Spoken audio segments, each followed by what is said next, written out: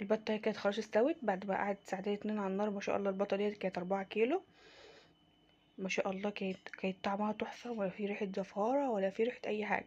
انما لو عملت البطه من غير ما تعمليها مثلا في البرتقال زي ما انا كنت عاملاها قبل كده، من غير ما تعمليها ببصلايه زي ما انا عاملاها في الفيديو دوت، هتشمي فيها ريحه زفاره مهما كنت غسلاها صدقيني. انما تركات اللي انت تحطي البصلايه بتبشري بصلايه وبحط عليها ملح وفلفل وتدعكي بيها من بره ومن جوه، بتخلي معاكي البطه ما شاء الله تحفه.